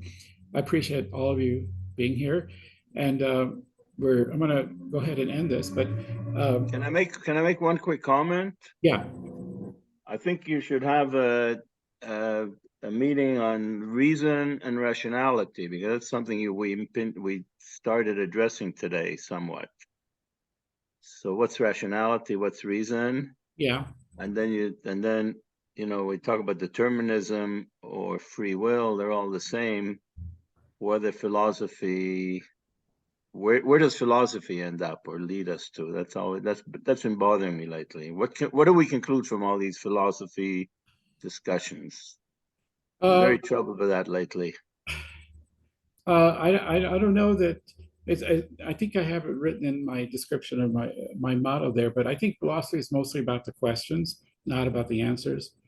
I think that there are definitely philosophers who think they have answers, but for every one of those, there's a dozen critics who try to undermine what he says, or he or she says.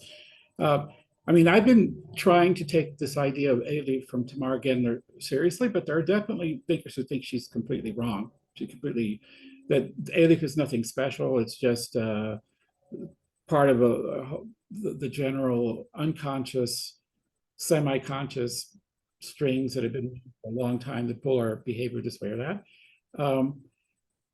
And there's, for those of you who really want to pursue this further, in the long write-up, there's a article. It's kind of technical. It's written for psychiatrists and philosophers of mind, but it does raise, it's an interesting discussion. It lumps Aliefs with a whole class of larger things that he calls them reason subversives, basically things that psychology has learned. And interestingly enough, all this has happened rather recently, since the 1980s. Since the 1980s, there's been an explosion of things like scientific documentation about, as I said earlier, 200 biases. You can find them listed on Wikipedia. And then Alief just adds more fuel to the fire, more and more things that psychologists are learning about people that suggest that we are not in control of any of what is left that we're in control of, is the question. However, he takes the person who wrote this article, takes surveys, all that stuff, and concludes that it really isn't quite as serious as many people think it is. Because we knew all this stuff long before the 1980s. It turns out he shows that by taking specific ones, showing that even if they're true, they're real, their actual effect, their practical effect on any human decision-making or behavior is pretty weak. No, I'm not. It's a pretty technical and involved article, so I just refer you to that article if you really want to dig into it. It's kind of critical of the idea that all these rational subversive things are robbing us of responsibility and free will and so forth. He doesn't think that's the case. They do raise they're things we're learning about ourselves that are genuine, important things. If you're interested in how human minds work, they're important, but they're not. The conclusions people draw from them is what he argues with. Something might be, a lot of stuff is going on in our heads, but it may not have much to do with what people are afraid of, or some people are afraid of. Victor, is that in the long write-up, the link to that? Well, there's a reference to that article, yeah. Okay. He basically doesn't think it's there's a lot of smoke but not much fire in this discussion. And if the fear is that our free will or agency or responsibility is what you're afraid we're going to lose by learning all about these mental things going on in our heads, he doesn't think that's a legitimate fear, because he goes on at length as to why not. Now, he doesn't mean that he's proven that determinism isn't true, only that this bit of evidence, this mountain of rationally subversive ideas that have popped up in the past 40, 50 years is adding much to the ancient debate about determinism over free will than we knew back 50 years ago. It's just more of the same. And the free will determinism thing we did a while back, and we've done, I think, more than once in the history of this club, but probably we'll do it again, because every now and then there's a new take on it. A few meetups ago, I talked about the difference between determinism and prediction. Robert, I think it's Richard Holton, I think is his name, is a philosopher who taught at MIT, he's at Oxford right now, has made an interesting argument in which he tries to undercut determinism. He says, basically by saying that even if determinism is true, it's irrelevant for any human concerns. Why? Because determinism is fundamentally a metaphysical claim. It's about how the world really is out there, independent of us. Whereas what people are really afraid of is the fear that he says, that's what he says. What people are really afraid of is the fear that if we learn that determinism is true, or we find strong evidence that it's true, we're going to be able to predict the future, and that's going to rob us of free will. And he says that's a mistake, because prediction is an epistemological concept. It's about what we can know, not about what is. And we are totally ignorant. I mean, our knowledge base is vastly smaller than anything that's happening in the world. So in other words, even if determinism is true on some level, it's completely irrelevant to any human concern, because we're concerned about prediction. And it turns out prediction never follows from the truth of determinism. Why? Because we don't have what it takes to make accurate predictions and never will because of our fact we're not infinite, basically. We might get better at it, but that's a long way from saying that things are set in stone. Anyway, that's a whole other discussion that we had in the past. But anyway, again, thanks to everybody who's here. And next time, we're going to be talking about something from the philosophy of art, from aesthetics. There's some fascinating documentaries. They're actually on the short description. I haven't done the full write-up for yet, but the short description up there has some interesting and rather documentaries about. There's a lecture by Ellen Winter, who's a specialist in the psychology of art. And she has some interesting things to say about how we judge or appreciate art, especially in light of the fact that there's an AI, for example, there's an AI version of a Rembrandt that was literally created by artificial intelligence, learning all the subtle features and properties of Rembrandt's painting style. He created a new Rembrandt, the one that he didn't paint, but is perfectly, most art experts would say is in the style of Rembrandt. And most people who are now art experts would be easily fooled into thinking that it wasn't Rembrandt. But it was done by a machine studying in great detail all the paintings of Rembrandt. So the question is, why would a AI created Rembrandt be less valuable than an original human, the original Rembrandt? And moreover, why would a perfect copy of a original painting be worth less money or be considered less valuable than the original? It must be something that's not visible to us. It must be happening around what is visible. Anyway, that's what she's talking about, and we'll be getting into that later. Cool. All right. Thanks, Victor. Okay. Bye. Thank you very much. Thanks. Sure. Okay. So long. Oh, by the way, Victor, are you living in Mexico now, or do you just What? are you living in Mexico now, or taking a vacation? No, I'm living down here. Although I did come up there. I'm up there about at least once a year, but I'm basically living down here. Yeah. Up Nice. where? Up where? In the town of Guanajuato, which, if you know where there's a town called San Miguel de Allende, which is very, very popular among Americans and Canadians. It's an expat haven, but I don't live there. I live a bit away from there, but it's a beautiful very old town in the center of Mexico. It's it's a nice, I like it here. It's great, but that's where I'm at. Are you planning to stay there for the foreseeable future? I think so, yeah. I mean, I still have almost everybody I know is still up in Seattle, but and I go back there, but yeah, I'm living down here now.